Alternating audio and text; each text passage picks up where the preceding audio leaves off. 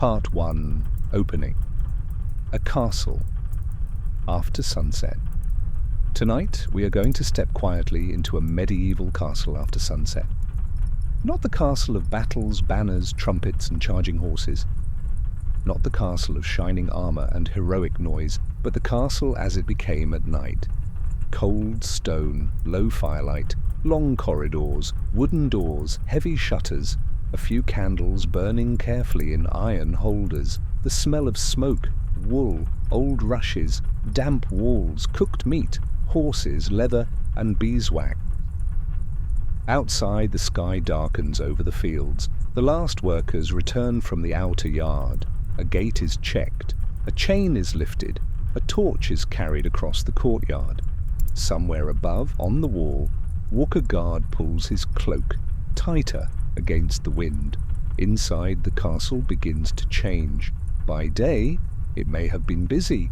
Servants crossing the hall, dogs under tables, men-at-arms sharpening tools and weapons, women overseeing food, cloth, children, accounts, medicines, keys and household order, carts entering the yard, chickens moving near the kitchen, horses stamping in the stable, a priest passing toward the chapel, a messenger arriving with mud on his boots. But after sunset, the castle narrows. The great rooms become smaller in the candlelight. The corners grow uncertain. The stairways become darker. The stone holds the cold. Every flame matters. Every door matters. Every sound travels farther than it should. A medieval castle at night was not simply a place to sleep. It was a machine for shelter, a house, a fortress, a workplace, a symbol of power, a storehouse of food, a refuge in danger, and sometimes, for those who lived inside it, a cold, crowded, smoky, drafty place where sleep came only after many small rituals of survival. Tonight, we will move slowly through that world. We will see where different people slept. The lord and lady behind curtains and locked doors. Guests in chambers warmed as well as possible. Servants on pallets, benches, floors, or near the work they would rise to continue. Guards sleeping lightly or not sleeping at all. Children under wool blankets, dogs curled in the hall, horses breathing in the stable. We will hear the wind in arrows' slits, the crackle of embers in the hearth, the creak of rope beds, the soft scrape of a latch, the step of a watchman on stone, and we will remember that sleeping in a medieval castle was not only about comfort, it was about warmth, security, status, privacy when privacy could be found, light when light could be afforded, and the ordinary human hope that morning would come safely. So settle in. Let the modern room around you soften. Let the present day grow quieter.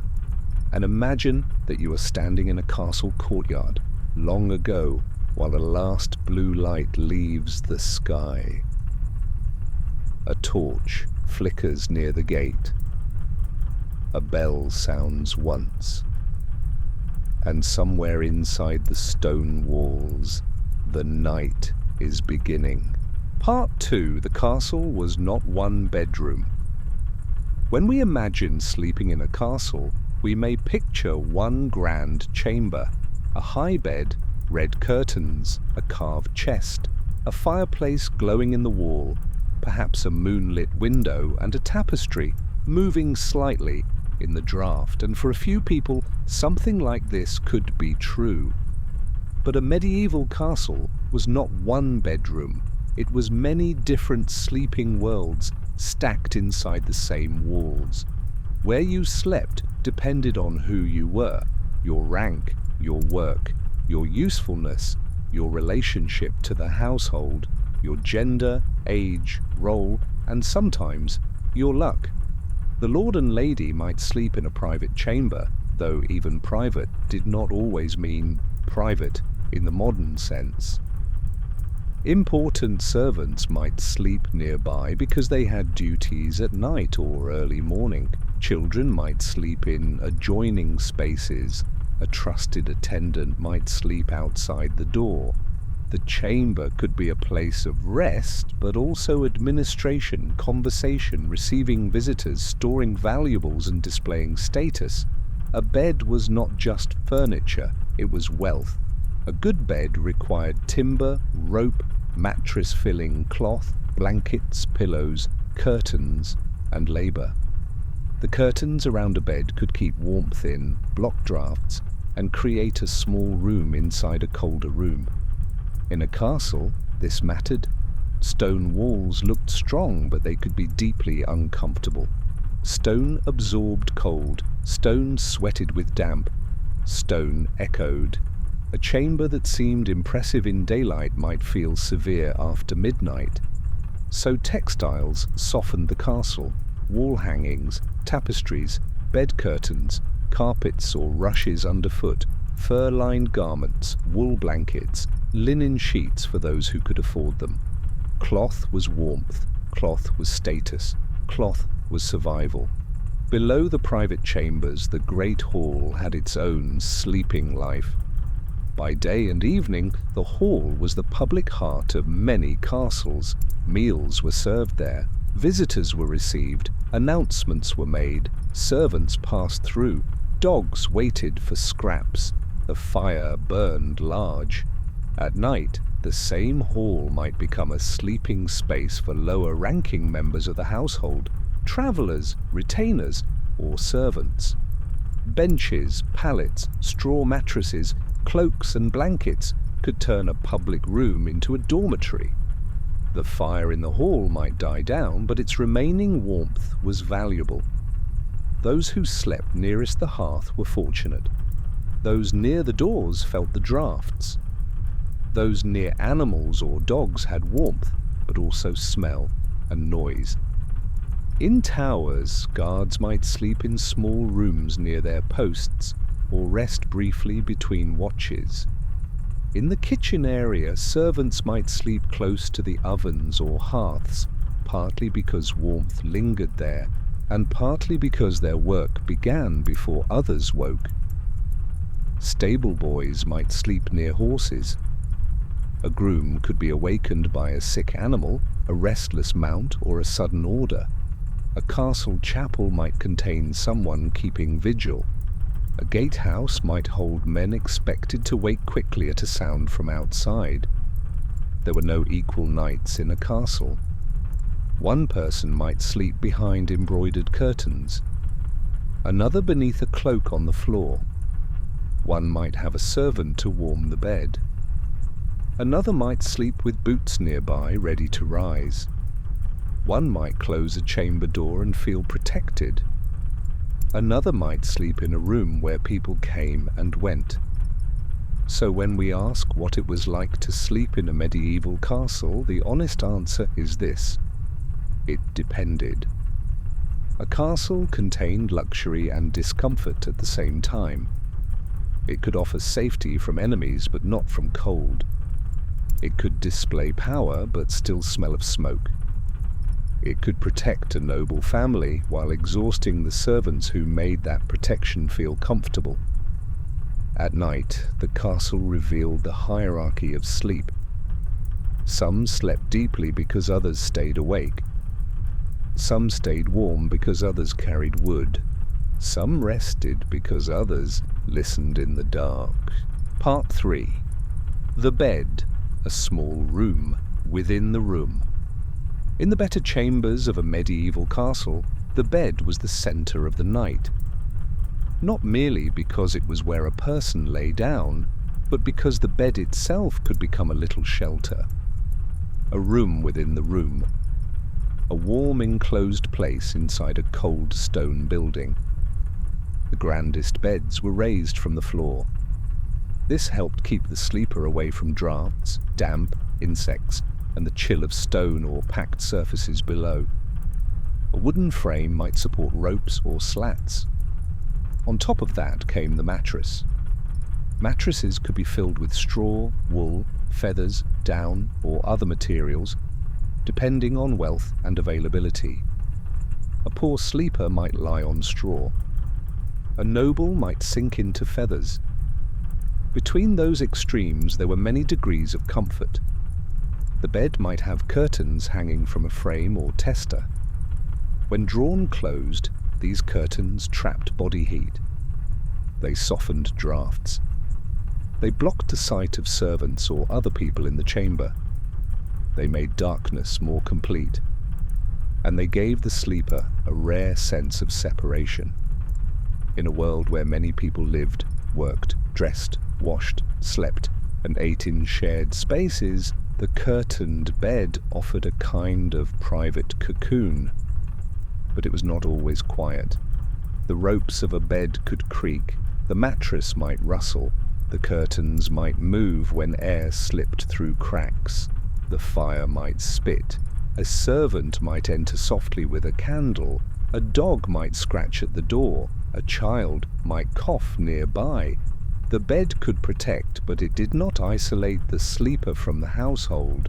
Before sleep, the bed might be prepared. In cold weather, a warming pan could be used. This was usually a metal pan with a long handle filled with hot coals or embers and carefully moved between the sheets. It had to be handled with skill. Too little heat, and it did nothing. Too much carelessness, and bedding could scorch. The goal was simple: to make the first moment of lying down less punishing. Imagine the chamber. A servant enters quietly. The air is cold enough that breath almost seems visible. The bed curtains are drawn back.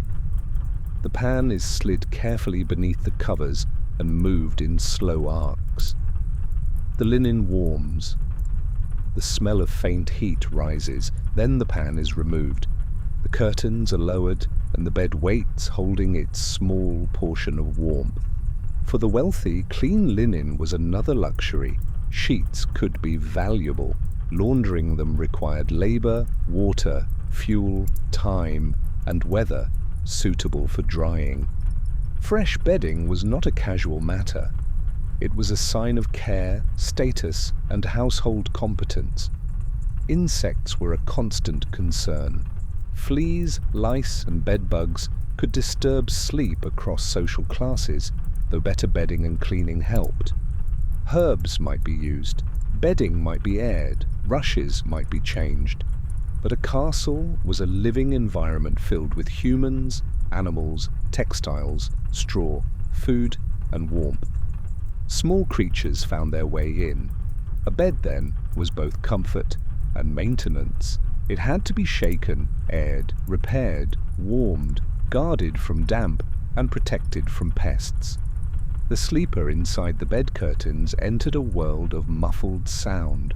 The chamber became distant. The fire became a glow through fabric. Voices softened. The body slowly warmed the enclosed space. Outside the curtains, the castle remained cold and awake in places. Inside, the sleeper could imagine safety. Not perfect safety, but enough. Enough to rest. Part 4. Cold Stone and the Problem of Warmth. The first thing many modern people would notice about sleeping in a medieval castle is the cold. Even when a castle looked magnificent, it could be difficult to heat. Stone walls were strong. They protected against attack. They carried status. They lasted for generations, but stone did not embrace the body. It held damp. It held winter. It made rooms feel hollow. A fire could warm the space nearest the hearth, but heat did not spread evenly. A large chamber with a high ceiling could swallow warmth. A person sitting close to the fire might have a hot face and cold back. A person across the room might feel almost no benefit.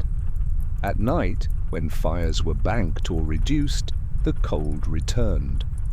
The castle's wealth showed in its attempts to fight this.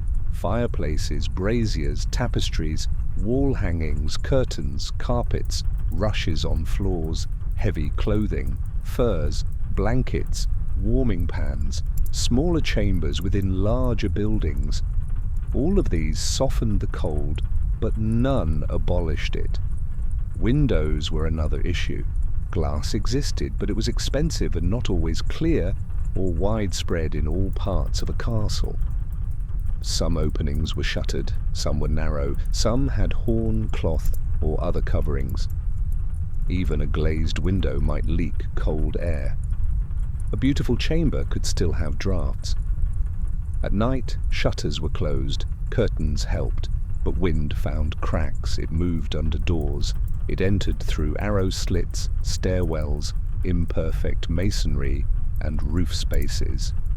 The castle was never sealed like a modern home. Warmth had to be managed. People wore more clothing indoors than we might expect. A nightcap was not only decorative, the head loses heat. Covering it helped. People slept in linen garments, wool, or layers depending on status and need.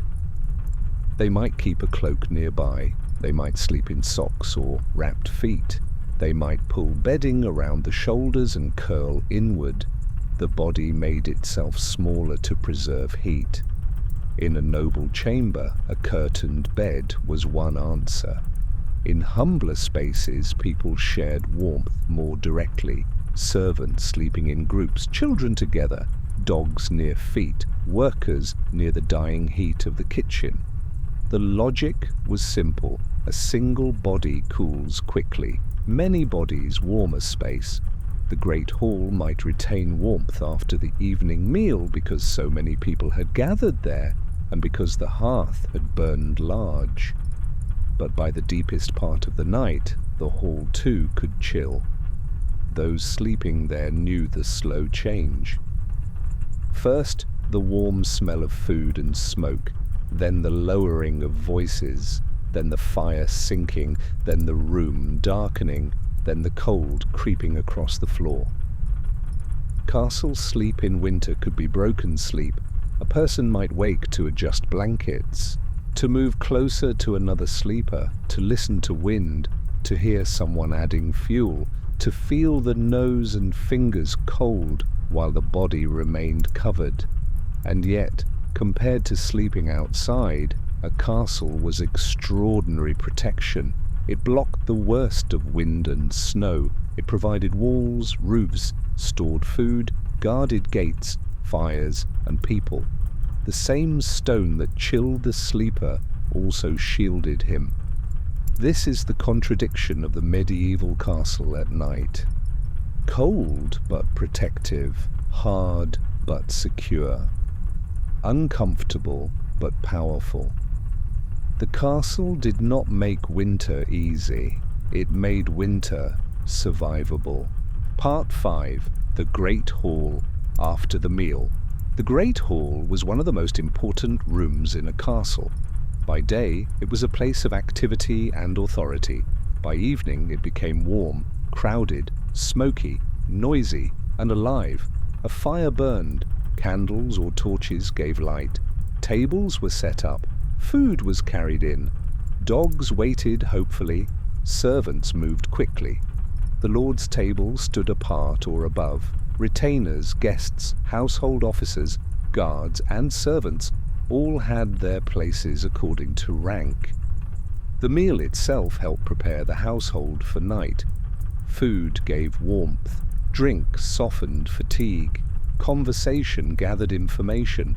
Who had arrived, who was ill, what weather might come, which animals needed attention, whether the road was safe, whether a message had been received. A castle was not a silent fortress. It was a social organism. The Great Hall was its evening heartbeat. But after the meal, the hall transformed. The tables might be cleared, boards removed from trestles, benches shifted, scraps gathered, dogs fed or pushed away. The floor swept, at least roughly. The fire reduced. Important people withdrew to private chambers. Others remained. For some, the hall became a sleeping place. This is easy to miss if we imagine every castle resident having a private bedroom. Many did not. Space was hierarchical. Comfort was hierarchical. Privacy was hierarchical. A servant, messenger, lower status retainer, or traveller might sleep in the hall or in nearby service rooms. They might use a cloak as bedding, they might sleep on straw or a pallet, they might lie near a wall to avoid being stepped on. They might choose a place based on warmth, draught, safety, and habit. The hall after dark had its own sounds, low voices fading, someone coughing, a dog turning in sleep, the fire settling, a cup being moved, wood cracking, the wind pressing at a door, a guard's step beyond the entrance. The hall smelled of the whole day, roasted meat, ale, smoke, rushes, damp wool, leather, human bodies, dogs. The medieval nose lived in a world richer and harsher than ours. A castle hall could be grand and unpleasant at the same time. It could display banners and smell of old straw. It could host noble visitors and sleeping servants. It could be the ceremonial centre of power, and also a practical shelter for tired bodies. Those sleeping in the hall were not necessarily miserable every night. The hall offered warmth and company. It was safer than sleeping alone in an outbuilding. It was close to the household centre. If trouble came, the hall could wake quickly, but it lacked quiet. A person might be disturbed by snoring, movement, animals, late arrivals, early servants, smoke, cold draughts, or the simple discomfort of hard bedding. Sleep was functional, not curated, not optimized, not private. The hall reminds us that medieval sleep was often communal. Modern people tend to imagine sleep as personal, silent, and separate. A private bedroom, a personal mattress, a closed door, a chosen temperature. But in the castle, many people slept within earshot of one another. The night belonged to the household more than the individual. And in the dark hall, as the last flame lowered, and the Lord's chamber door closed somewhere above, the castle settled into its layered sleep. Some in beds, some on floors, some on watch, some still working, all inside the same stone body. Part 6. Servants, the people who made sleep possible. A comfortable night in a castle depended on servants. This is one of the most important truths about medieval domestic life. The Lord's sleep was not simply his own achievement. The lady's warm bed did not warm itself. The candle did not appear on its own. The firewood did not walk to the hearth. The chamber did not clean itself. The bed curtains did not mend themselves. The rushes did not replace themselves. The water did not carry itself upstairs. Behind every peaceful chamber was labour. Before bedtime, servants might prepare the room. They might tend the fire, bring candles, lay out clothing, check bedding, warm the bed, carry away dishes, shut windows or shutters, place a chamber pot, bring water, attend to children, wait outside in case they were called.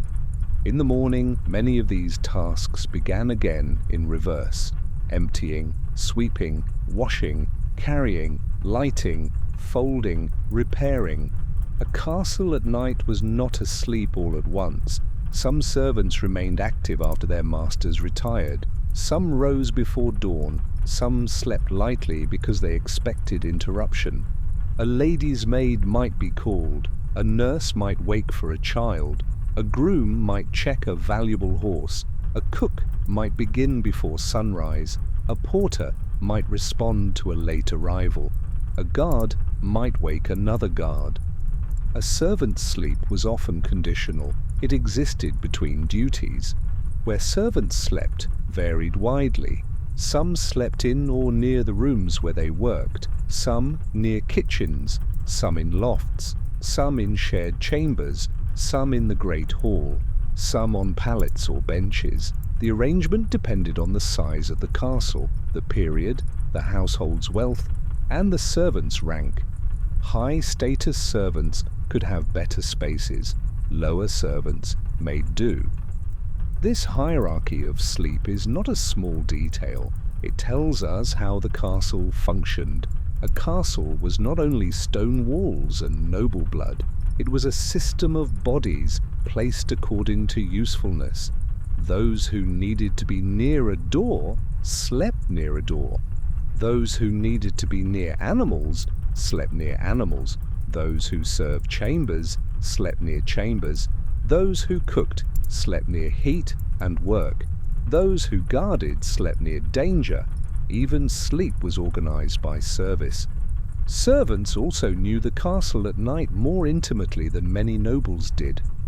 They knew which stair was coldest, which latch stuck, which corridor echoed, which floorboard complained, which room held smoke, which chamber needed extra fuel, which child woke frightened, which dog barked at nothing, which candle holder leaned dangerously. This practical knowledge kept the night running. A noble might own the castle, a servant might know how it breathed. The work was not glamorous, it could be exhausting. Cold water, heavy wood, late meals, long stairs, smoke in the eyes, orders at inconvenient hours, sleeping in clothes, waking before warmth returned. And yet servants were not all the same. Some positions carried responsibility and pride. The steward, marshal, chamberlain, cook, laundress, nurse, porter, and others could hold important roles within the household structure. A castle's dignity depended on them. So when we imagine the quiet of a medieval castle at night, we should not only imagine the person sleeping behind curtains, we should also imagine the person who warmed that bed, the person who carried the candle, the person who stayed awake, the person who rose in darkness long before the noble household officially began its day. Comfort has always had a hidden workforce. In the medieval castle, that workforce moved softly through the dark. Part 7. Guards, watchmen, and sleeping. Lightly. Not everyone in a castle was supposed to sleep deeply. A fortress survived the night because some people remained awake. Guards stood at gates, men watched from towers. Someone listened near the entrance. Someone knew when the gate had been barred. Someone knew who was expected to arrive.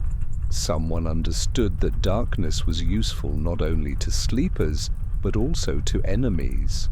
A castle's walls were strongest when combined with vigilance. Stone alone did not guarantee safety. A gate left careless was dangerous. A fire unwatched was dangerous. A messenger ignored could be costly. A strange sound in the wrong place might matter. So the castle night included watches.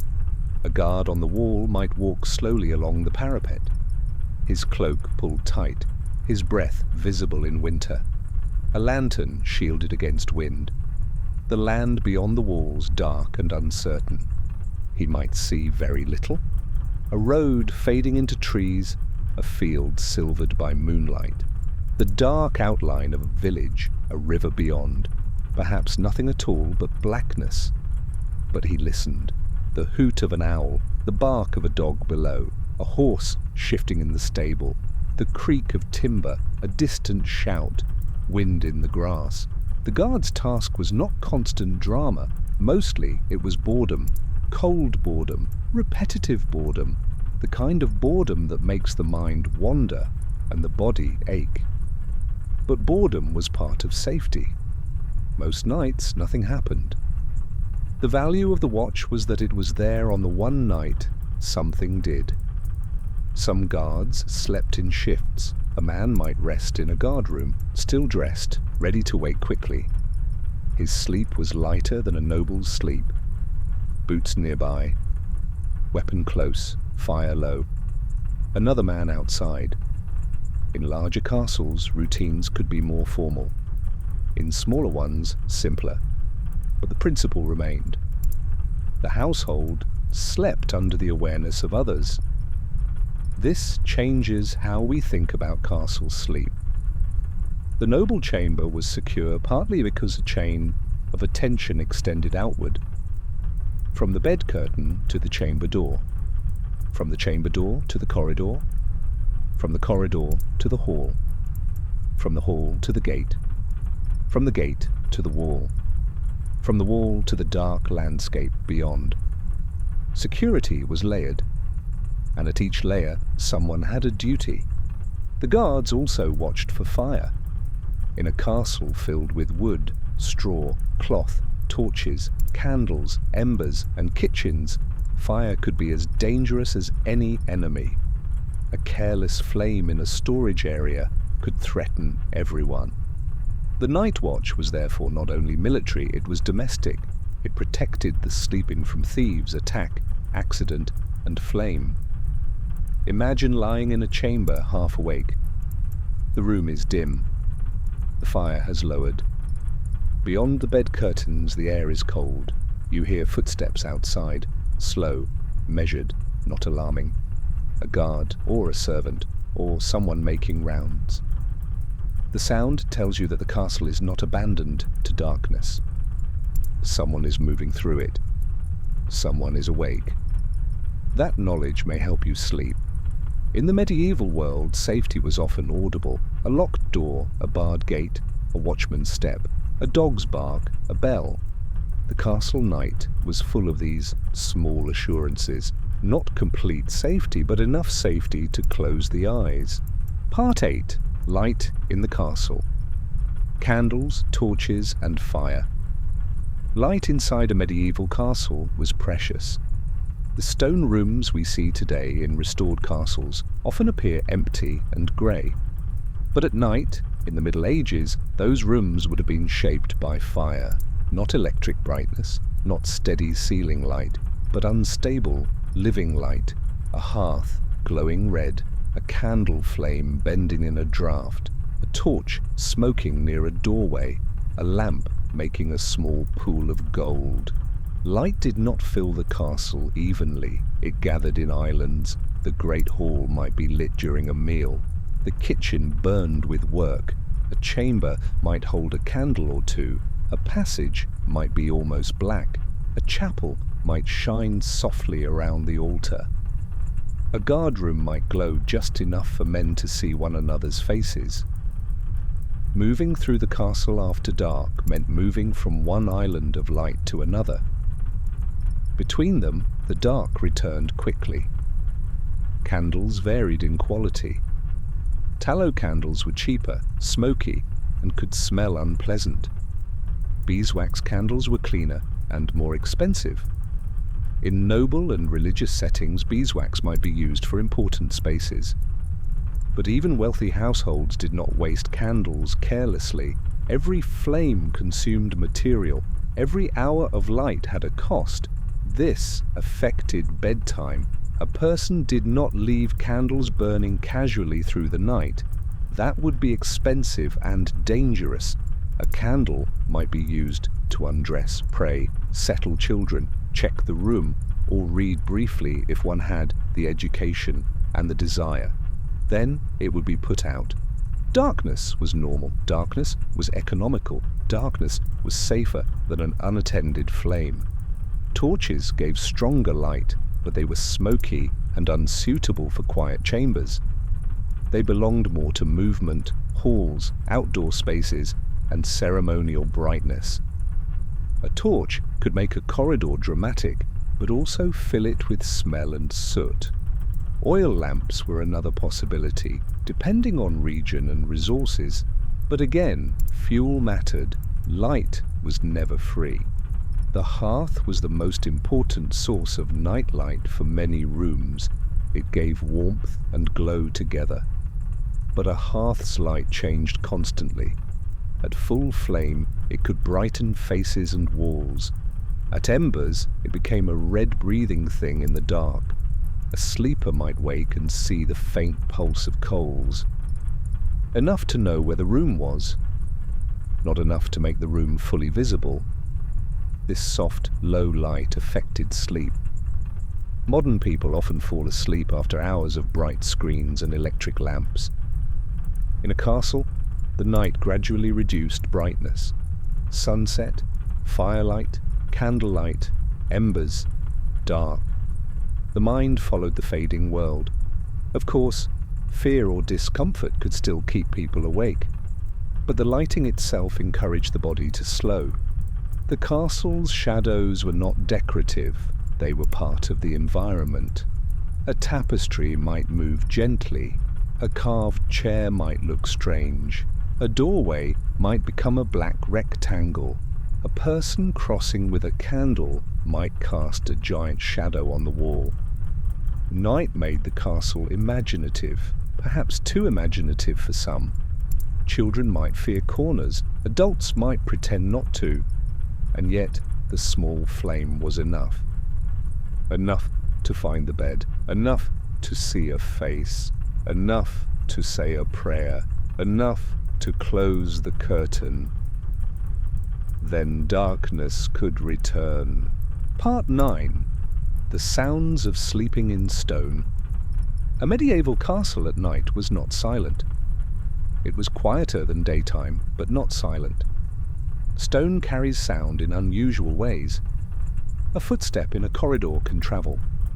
A door latch can echo. A voice in a stairwell can seem closer or farther than it is. The building itself speaks. Timber shifts. Wind presses through cracks. Rain taps on shutters or roof surfaces. The fire settles. A chain moves slightly at the gate. Somewhere, a horse stamps. A dog dreams and gives a small muffled bark. Someone coughs in the hall.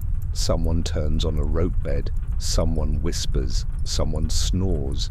For people used to these sounds, most were comforting. They were the normal breathing of the castle. But unusual sounds mattered. A footstep where no footstep should be. A sudden shout. A horse alarmed. Dogs barking sharply. The sound of running. The smell of smoke where smoke should not be. In the absence of modern noise, people may have been more sensitive to small changes. The castle's residents learned its night language. A servant knew the difference between a door moved by wind and a door opened by a person. A guard knew the ordinary sounds of the gate. A mother knew the breathing of a child. A groom knew when a horse was merely shifting and when something was wrong. Sound was part of security. Sound was also part of discomfort. Those sleeping in shared spaces had to endure the bodies of others. Snoring, coughing, restless movement, muttered dreams, children waking, dogs scratching, servants rising early. The modern ideal of silent sleep would have been rare. Even in private chambers, absolute silence was not guaranteed. The castle was a household, and households make noise. Outside, the weather changed the night. Rain could be soothing or worrying depending on roof, season, and travel plans. Wind could sound like voices in narrow openings. Storms could make the whole building seem alive. Snow, by contrast, could make the world strangely quiet.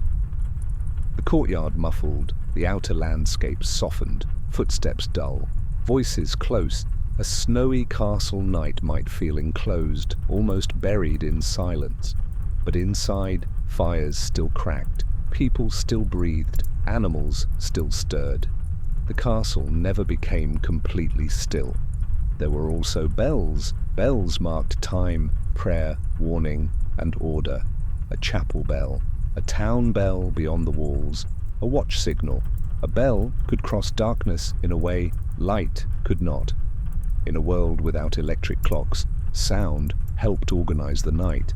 A person waking in darkness might not know the exact hour, but the body, the fire, the cold, the sounds of the household, and perhaps a bell could give clues. Late night had one sound. The hour before dawn had another. Bakers beginning, servants stirring, animals expecting feed, the castle slowly returning to work.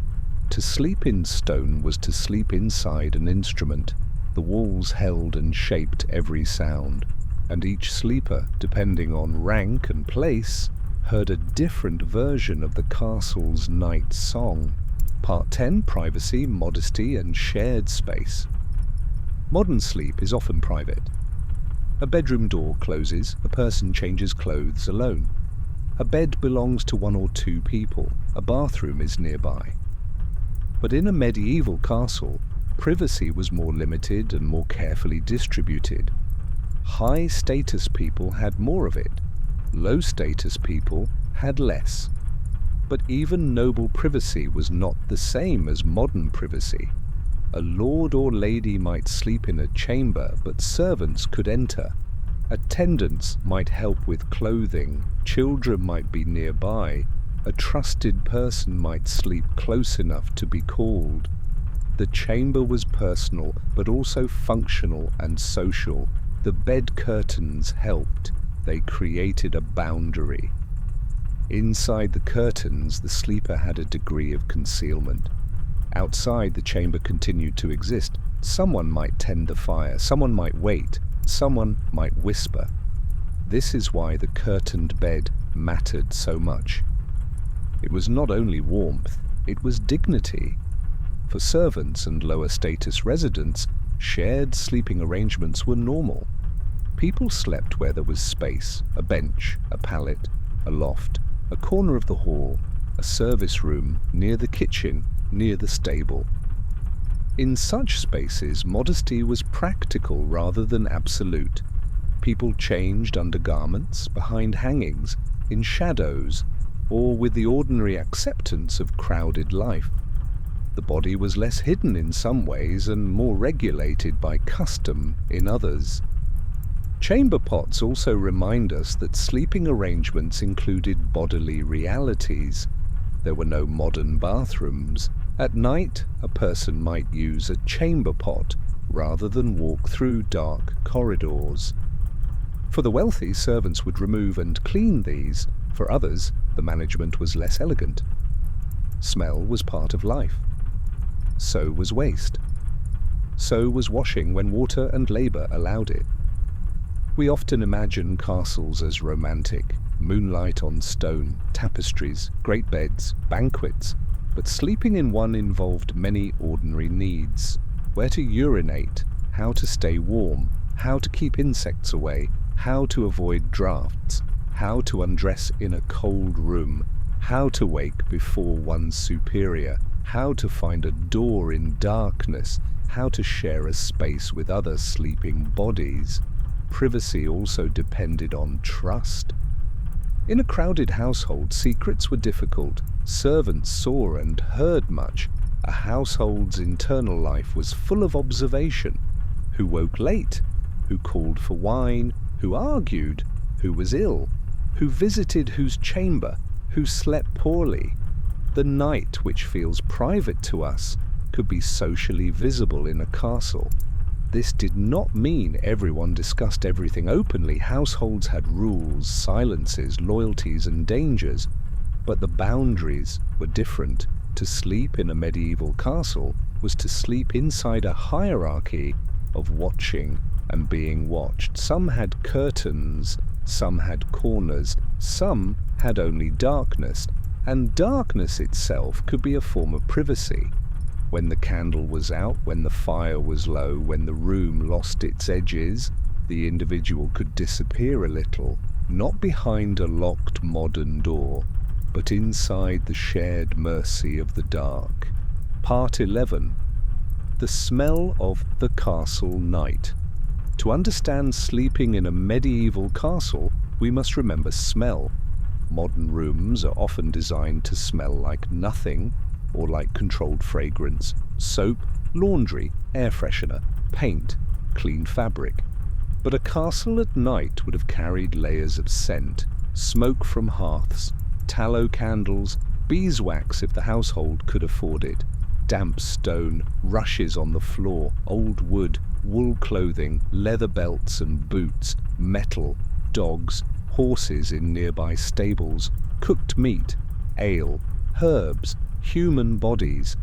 The smell of the castle changed from room to room. The kitchen was rich with heat, grease, ashes, boiling pots, bread, and spilled food. The hall smelled of smoke, rushes, people, dogs, and the evening meal. A noble chamber might smell better: linens, herbs, beeswax, wood, perhaps flowers, or aromatic plants when available, but it was still inside a castle. Damp could enter, smoke could cling, cold air could hold odours close. Fresh rushes on the floor might improve a room. Old rushes could do the opposite. Rushes, herbs, and floor coverings helped absorb dirt and soften the walking surface. They could also hold smells if not changed. In a well-managed household, cleanliness was a matter of labour and discipline. In a poorly managed one, the night could be much less pleasant. Bedding had its own scent: linen, wool, feathers, straw, human sleep. Smoke absorbed over time. A warmed bed might smell faintly of heated fabric. A bed near a smoky hearth might carry soot. Herbs such as lavender, rosemary, or other local plants might be used for freshness, pest control, or comfort. Whether these were available depended on place, season, and household practice. Smell affected sleep because smell affects the sense of safety. The familiar smell of one's chamber could comfort. The smell of smoke in the wrong place could alarm. The smell of damp bedding could signal discomfort. The smell of illness in a room could worry everyone. The smell of horses might comfort a stable boy and disgust a noble guest. People become accustomed to the smells of their own world. A medieval person might find some modern smells harsh, chemical, and strange. We might find their ordinary environment overwhelming. Neither reaction is proof of superiority. It is only adaptation. At night, when vision weakened, smell became more noticeable. The nose helped map the castle: kitchen, stable, hall, chapel, chamber, storage, smoke, damp, food, animals. In darkness, smell was information. Imagine lying in a curtained bed. The fire has lowered. The room is mostly black. You can smell wool blankets warmed by the body, a trace of beeswax from a candle recently put out, a little smoke from the hearth, cold stone beyond the curtains, maybe lavender tucked somewhere nearby. The castle is not silent, and it is not scentless. It surrounds the sleeper completely. Part 12. Children. Sleeping in the castle. Children in a medieval castle did not all sleep the same way. A noble child, a servant's child, a page, a young maid, a fostered child, and a kitchen boy could have very different nights. But all children shared certain things. They lived in a world darker than ours, colder than ours, more crowded than ours, and more dependent on adults, animals, fires, and routine. A noble child might sleep near nurses, attendants, siblings, or other children of the household. Childhood among the elect was supervised. The child's sleep could be part of a larger household arrangement. A nurse might wake for the child. A servant might tend the fire. A cradle or small bed might be placed where warmth and watchfulness were available. For a young child, castle sounds could be frightening: wind in the shutters, footsteps in corridors, dogs barking below, men speaking outside, rain against stone. The low groan of timber. A chamber pot moved in the dark, a candle going out. But children also adapt quickly to what is normal. A modern child may need a nightlight. A medieval child might find comfort in a low fire, a familiar voice, the smell of wool, and the breathing of other people nearby. Lullabies mattered, stories mattered, prayers mattered. A child's bedtime was not only physical care, it was emotional protection. Words helped make the dark manageable. A nurse or mother might tell a simple tale, a saint's story, a family memory, a warning disguised as folklore, a nonsense rhyme, a soft repetition. The same way a gentle voice calms the body now, a gentle voice calmed the body then. Older children might sleep less softly. Pages and young servants had duties. A boy training in a noble household might rise early. He might sleep in shared quarters. He might learn to be cold, obedient, and alert. A kitchen child might sleep near warmth, but also near labor. A stable boy might wake to animals. A young maid might sleep lightly because she would be needed before dawn. Childhood sleep in a castle was shaped by rank almost as much as adult sleep. A noble child's bad dream might bring an attendant. A servant child might simply turn over and endure it. Yet fear is democratic. The dark corner is dark for everyone. The strange noise wakes rich and poor alike. The body of a child seeks warmth no matter the family name. In winter, children might sleep together for heat, blankets pulled up, hair covered, feet tucked close, a dog nearby if allowed. The little world under the covers became a refuge. Outside the bedding, the castle belonged to adults, duty, stone, and night. Inside there was breath, warmth, and the slow surrender to sleep. Children also learned the rhythms of castle security. The gate closes, the hall quiets, the fire lowers, the candle is put out, the watch walks, morning comes, ritual teaches safety. When the same sequence repeats night after night, even a dark castle becomes familiar. Not always gentle, not always comfortable, but known. And for sleep, the known is powerful. Part 13, Guests, Travelers, and Hospitality. A castle could be a home, but it was also a place of hospitality. Guests arrived, messengers arrived, nobles travelling through arrived with attendants, clergy arrived, knights arrived, sometimes relatives, sometimes allies, sometimes people whose presence was politically useful, socially required, or deeply inconvenient. Where guests slept depended on status. An important visitor might receive a chamber, bedding, servants, warmth, and courtesy. A lesser guest might sleep in the hall, a messenger might be given a pallet, a traveller might be grateful for any protected space inside the walls. Hospitality before modern hotels was crucial. Roads could be dangerous, night travel was difficult, weather could trap people. A castle, manor, monastery, or inn could mean survival. To sleep under a roof within walls near a fire was no small thing, but sleeping as a guest in a castle could also be uneasy. The room was unfamiliar, the sounds were unfamiliar, the servants were unfamiliar, the politics might be delicate, a guest might not know which door led where, which corridor was safe, who could be trusted, whether the host was sincere, whether the bed was clean, whether the food had agreed with him. A guest chamber might be impressive, but still cold. The bed might be grand, but the draught persistent. The candle may be fine, but the darkness beyond it strange. If the guest had attendants, they helped create continuity. They unpacked, prepared clothing, checked bedding, stayed nearby. A noble did not travel alone if he could avoid it. A familiar servant made an unfamiliar castle more manageable. For lower status travelers, the hall was more likely. There, one slept among others, perhaps near the fire if lucky, perhaps near the door if not.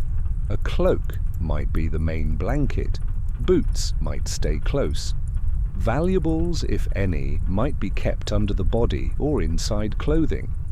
The traveller's sleep was cautious. Hospitality and vulnerability walked together. In some cases, castles also held prisoners or hostages. Their sleep was another matter entirely. A chamber could be comfortable and still be confinement. A guarded room could have bedding and food, but no freedom. A castle protected some and contained others. Night made that truth sharper. The same wall that made a guest feel safe could make a prisoner feel trapped. For ordinary guests, morning brought relief. A strange castle was easiest after sunrise. The route to the hall became visible. Faces were clearer. The courtyard revealed itself. Horses were prepared. The road could be judged. But at night, the guest had to trust. Trust the host. Trust the servant with the candle. Trust the bedding. Trust the locked door. Trust that the footsteps in the corridor belonged to the household and not to danger. To sleep in another person's castle was to place one's body inside their order. That could be comforting or not. Part 14. Women's chambers and the work of night. The rooms associated with noblewomen in a castle were not merely decorative spaces. They were centers of household management, textile work, childcare, correspondence, healing knowledge, social life, and authority.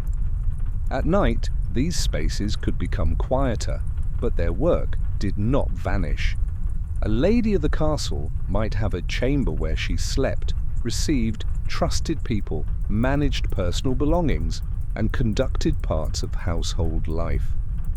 Nearby might be women attendants, children, storage chests, clothing, linens, embroidery, medicines, or devotional objects. The chamber could be warmer and more private than the hall, but it was still connected to the responsibilities of the household. Women's sleep, like men's sleep, depended on status. A noblewoman might sleep in a curtained bed attended by servants. A maidservant might sleep nearby or in shared quarters. A nurse might wake for a child. A laundress might rise early. A kitchen woman might sleep close to work. A ladies' night might include prayer, conversation, childbirth recovery, illness, worry, or planning. Castle life did not stop at the bedroom door. Childbirth made night especially serious. A castle chamber could become a birth room filled with women, heat, cloth, water, herbs, prayers, and anxiety. Labor ignored the clock. A baby might come in darkness. The household would adjust. Servants would move. Water would be heated. Candles would burn. A midwife might be called. In such moments, the night was not restful at all. It was intense, practical, and deeply human. Illness also shaped women's night work. Women often held practical knowledge of remedies, food, nursing, and household care. Someone with fever might need watching, a child might need soothing, an elderly relative might need help. Sleep was interrupted by care. This is true in every age. The castle's grand walls did not remove the ordinary burdens of the body. Textile work also belonged to evening in many households. Spinning, mending, embroidery, sorting cloth, checking linens, preparing garments. Some of this required good light and might be done earlier. But simple tasks could continue by fire or candle. The management of bedding itself was a major responsibility. Clean linens, stored blankets, mended curtains, protected fabrics, textiles were wealth. A household's comfort depended on them. So did its appearance. Before sleep, devotional practice might bring calm. A prayer book, if one could read, spoken prayers, a rosary, a candle before an image. The chamber became not only a place of bodily rest, but of spiritual preparation. The medieval night was often tied to the soul. Sleep resembled vulnerability. Dreams might carry meaning. Death itself was sometimes imagined as a kind of sleep. So prayer before bed was not ornamental. It organized fear. It gave the mind a path into darkness. Imagine a chamber after the day's duties, a small fire, a chest closed, a child finally sleeping, a servant folding cloth. The lady seated for a moment, listening to the wind at the shutter, the castle still busy somewhere beyond the door.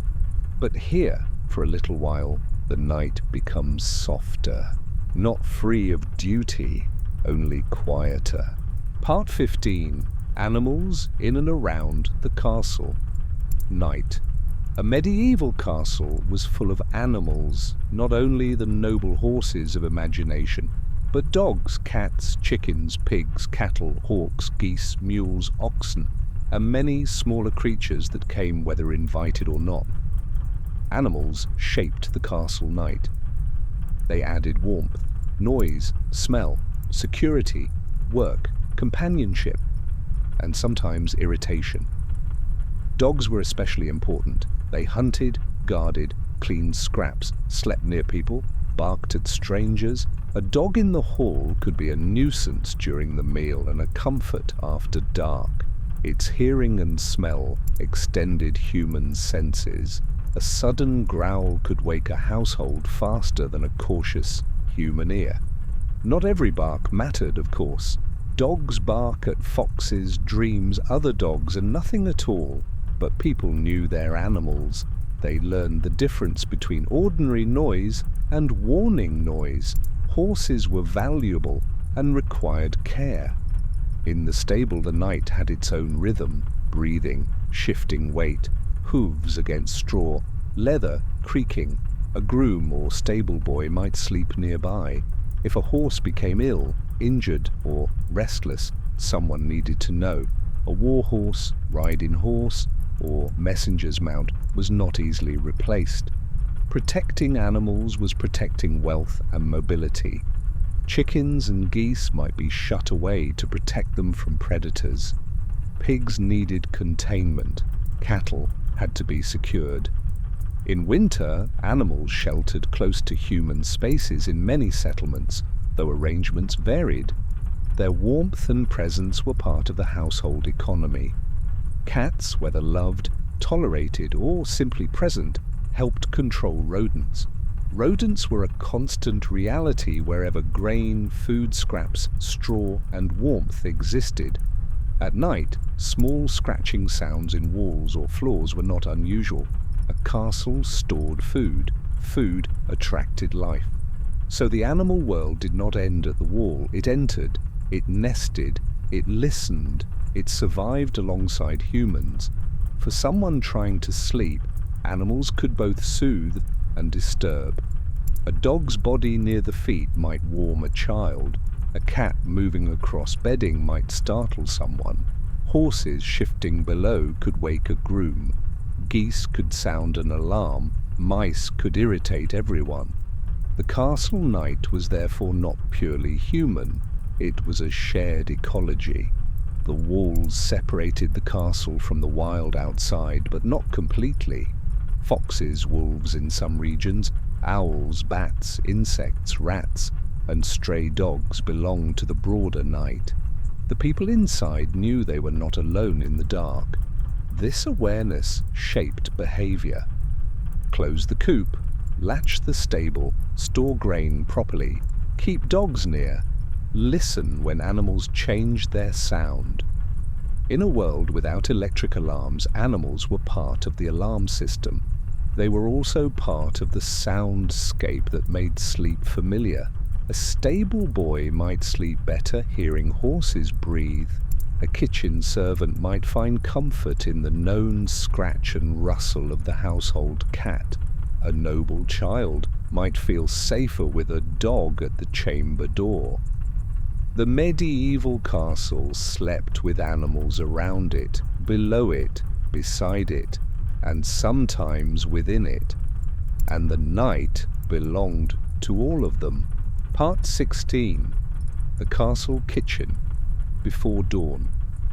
If there was one part of the castle that truly knew the border between night and morning, it was the kitchen. Long before the noble household fully woke, kitchen work might begin. Bread, porridge, ale, water, fuel, meat preparation, cleaning, heat, ashes. The kitchen was not a quiet modern room with tiled counters and electric lights. It was a hot, smoky labouring place. Large hearths, iron pots, spits, hooks, knives, wood, water buckets, storage areas, people moving with practiced efficiency.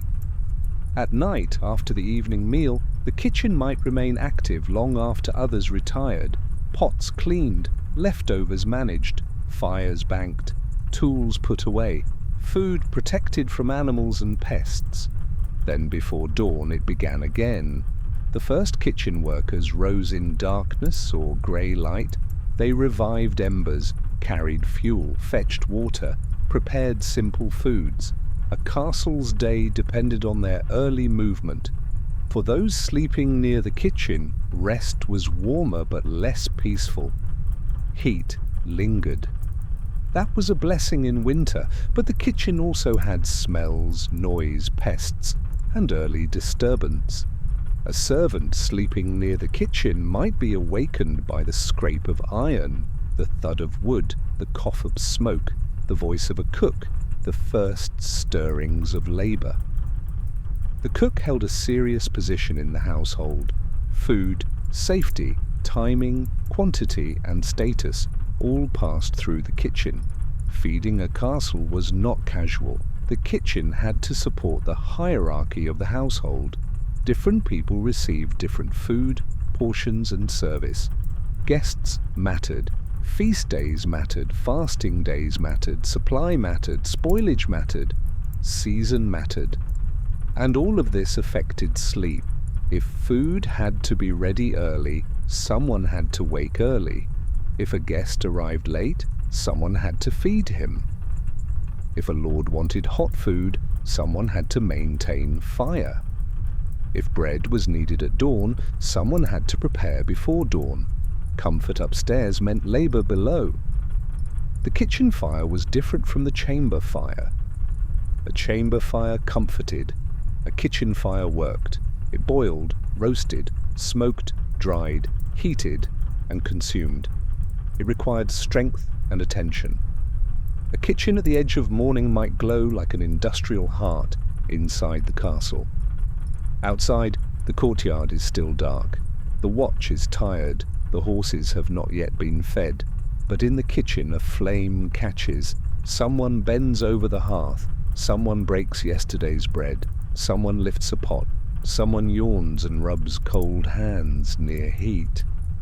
This is how the castle wakes, not all at once, not with an alarm, but through labour, through fire, through the people whose sleep ended early so others could wake into order. Part 17. Winter, sleep in a castle. Winter was the true test of castle sleep. In summer, a stone castle might feel cool, even pleasant in some rooms. The evening air could move through windows. Courtyards held warmth from the day. The household might linger longer before sleep. But winter was different. Winter made the castle's stone nature impossible to ignore. Walls grew cold. Floors chilled the feet. Water might freeze in exposed places. Drafts became sharper.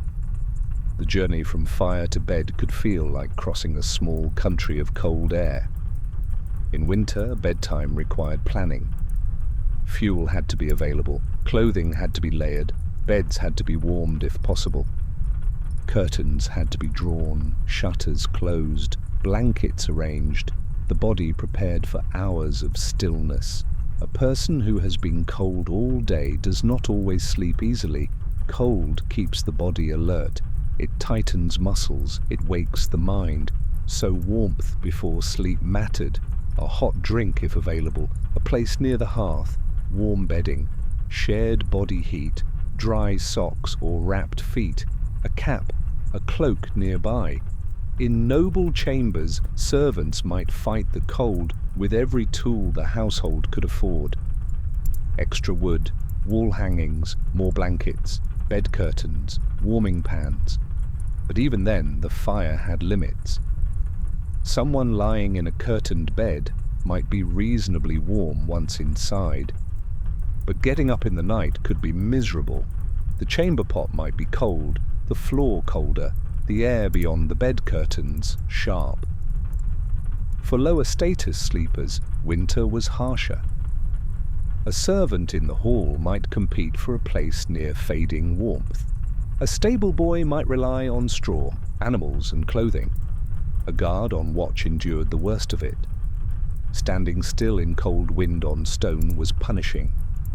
He might stamp his feet, flex his hands, breathe into cloth, wait for relief. The guard's night was not dreamy, it was endurance. Winter also changed sound. Frost made wood crack, snow muffled the courtyard, wind could howl around towers, a storm could trap the castle in itself. Travelers might arrive desperate for shelter, or not arrive at all. Messages could be delayed. Food stores became psychologically important. A castle slept differently when everyone knew the outside world was frozen. There was comfort in walls and stored grain. There was anxiety in long darkness. The chapel might feel especially important in winter. Candles in sacred spaces made light meaningful. Prayer gave structure to long nights. Feasts and holy days interrupted the dark season. Ritual helped people endure repetition. Winter sleep was not only about surviving cold, it was about surviving length, the long night, the long season, the long wait for easier light. A medieval castle in winter might seem romantic from a distance. Snow on towers, smoke rising, a golden window in the dark. But inside that golden window, someone is tending fire, someone is cold, someone is grateful for wool, someone is listening to the wind, someone is hoping the woodpile lasts. And under the bed curtains in the small, warm space made by cloth and breath, a sleeper curls inward and waits for dawn. Part 18. Summer Nights and Restless Heat. Summer castle nights had their own discomforts. It is easy to imagine that only winter was difficult, but warm months brought different problems: heat, insects, smells, crowding, food, spoilage, restlessness. Openings that invited air also invited noise and pests. A stone castle might stay cool in some areas, especially thick-walled lower rooms, but upper chambers exposed to sun could hold warmth. A crowded hall after a meal could become heavy with body heat, smoke, dogs, food, and summer air. The fire might be smaller, but kitchens still worked, candles still smoked, people still wore layers by modern standards. At night, shutters might be opened for air if safety and weather allowed. But this was not always simple. Open windows could let in insects. They could reduce privacy. They could admit night sounds. They could allow drafts that disturbed candle flames. They could make a sleeper feel less secure.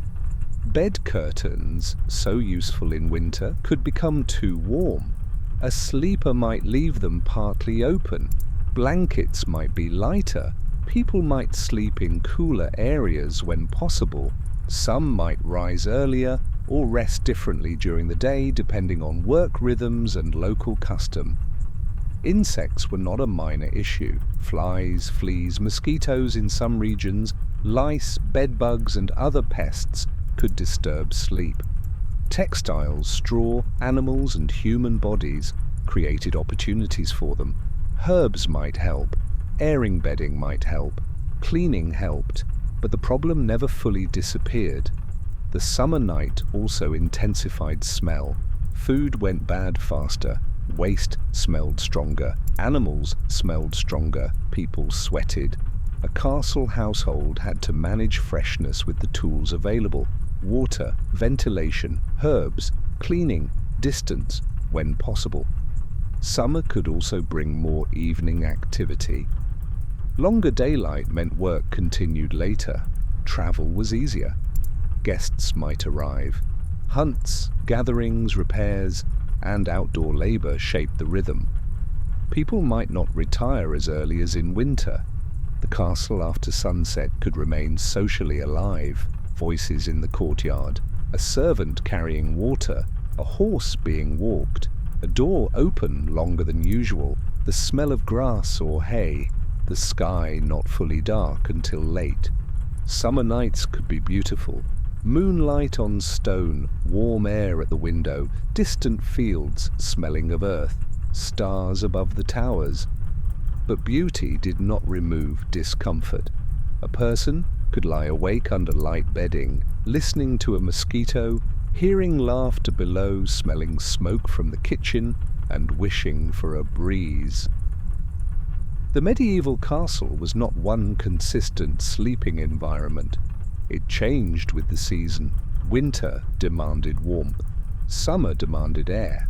Both required compromise, and in both, the sleeper depended on architecture, textiles, servants, habits, and luck.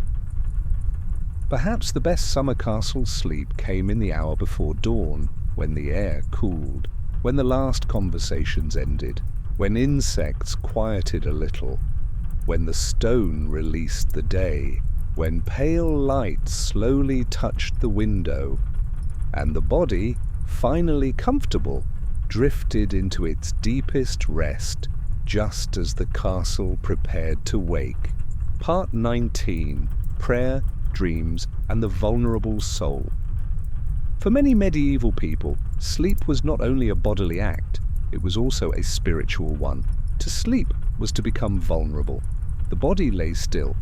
The mind entered dreams. The night brought uncertainty, and in a religious world, the condition of the soul mattered deeply. Bedtime prayer was therefore important. A noble in a chamber, a servant in the hall, a child under blankets, a monk in a cell, a guard before his watch. All might understand night through prayer, even if their practices differed. Prayer gave shape to fear. It placed the sleeper under protection. It closed the day morally. It asked forgiveness. It requested safety until morning. In a castle chapel, candles might burn with special meaning. A flame before an image or altar was different from a candle beside a bed. Both gave light, but one also represented devotion, memory, presence, and hope. The chapel at night could be one of the quietest places in the castle. Cool stone, low light, a faint smell of wax, perhaps a priest moving softly, perhaps a noble family member praying before sleep, perhaps no one, only a small flame and silence. Dreams had meaning too. Not every dream was considered important, but dreams could be interpreted as warnings, temptations, divine messages, memories, or disturbances of the body. A strange dream might be discussed in the morning. A frightening dream might linger. A dream of the dead might trouble a household. A dream of a saint might comfort. The boundary between sleep and the unseen world felt thinner than it does to many modern people. This was partly belief, and partly the nature of darkness itself. When night is truly dark, the imagination has more space. A person lying behind curtains, hearing wind and distant footsteps, may feel close to things beyond reason. The bed becomes a small boat. The room becomes a dark sea. Prayer becomes an anchor. There were also fears around dying in sleep. Illness could change quickly. Medical knowledge was limited. A person who went to bed sick might not wake. This gave bedtime a seriousness that modern comfort can obscure. To prepare for sleep was, in a small way, to prepare for uncertainty. But religion did not only add fear, it also brought consolation. The night had guardians, saints, angels, holy words, rituals, crosses, blessings. The castle was a physical fortress, but prayer offered another kind of wall, a wall made of meaning. For children, prayer and stories could blend. For adults, duty and devotion could blend. For monks, the night itself could become sacred through scheduled prayer. In a monastery attached to or near a castle, bells might wake sleepers for offices in the dark. The night was not empty. It had spiritual hours, so to sleep in a medieval castle was to enter a world where the body needed warmth, the door needed a latch, the fire needed tending, and the soul needed care. The practical and the sacred were not separate. A candle could help you see. It could also help you pray. A bed curtain could keep out drafts. It could also create a place for whispered confession, fear, gratitude, and dreams. And when the candle was finally extinguished, the darkness that followed was not nothing. It was full of belief. Part 20, The Midnight Hours. Midnight in a medieval castle was not a single experience. For some, it was deep sleep. For others, work. For others, watchfulness. For others, pain, prayer, nursing, fear, or waiting. The castle at midnight had layers. In a noble chamber, bed curtains might hang still. The fire low, the sleeper warm enough inside blankets, a cup on a table, a candle extinguished, a servant perhaps sleeping nearby. Beyond the chamber, a corridor lay cold. Farther away, the hall held sleeping bodies. Some curled under cloaks, some turned restlessly, some breathed loudly. A dog lifted its head, listened, then settled again. Near the kitchen, embers remained under ash. In the stable, horses shifted and sighed. In the gatehouse, a guard tried to stay alert. On the wall, another man looked into darkness and saw almost nothing. Midnight was the time when the day's order felt most distant. The castle still existed, but its social structure was softened by sleep. Rank did not disappear. The lord still had the best bed, the servant still had the pallet, the guard still had the cold, but the body made everyone humble. Everyone needed warmth. Everyone could dream. Everyone could wake afraid. Everyone waited for morning. The midnight castle was also when small problems became large. A child with fever, a horse in distress, a candle left burning dangerously. A drunk retainer stumbling, a traveller arriving late, a servant oversleeping, a sudden storm, a roof leak, a suspicious sound outside the wall. Without electric light, responding to trouble required flame. Someone had to light a candle or carry a lantern. The act of waking the castle was physical. Voices, footsteps, flint, ember, wick, door latches, cold air. A person pulled from sleep into duty. But most midnights were ordinary. The castle did not burn. No enemy came. No gate was forced. No alarm sounded. And this ordinary survival is what history often forgets. 1,000 quiet nights for every famous siege, 1,000 banked fires, 1,000 guards pacing without event, 1,000 servants sleeping lightly, 1,000 children turning under blankets, 1,000 dawns arriving without drama. The boring parts of history are where most life happened, and sleep belongs to that boring history. The castle survives not only in battles and royal visits, but in these small repetitions. Close the shutters, bar the door, cover the fire, draw the curtains, say the prayer, listen once, sleep, wake, do it again. If you were lying there at midnight, perhaps you would hear the wind change. Perhaps a draught would move the bed curtain. Perhaps the fire would give a small red collapse. Perhaps you would open your eyes, not fully awake, and see nothing but darkness.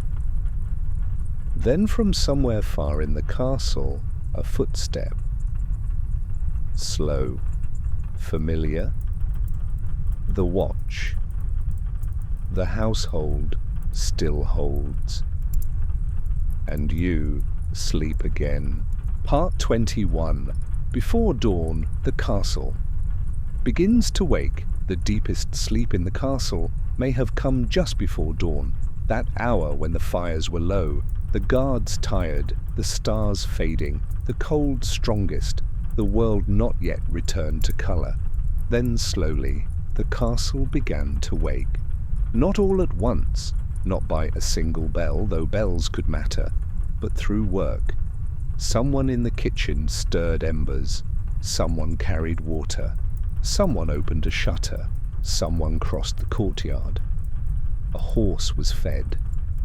A dog rose and stretched. A servant coughed. The first door opened. The first pale light entered a passage.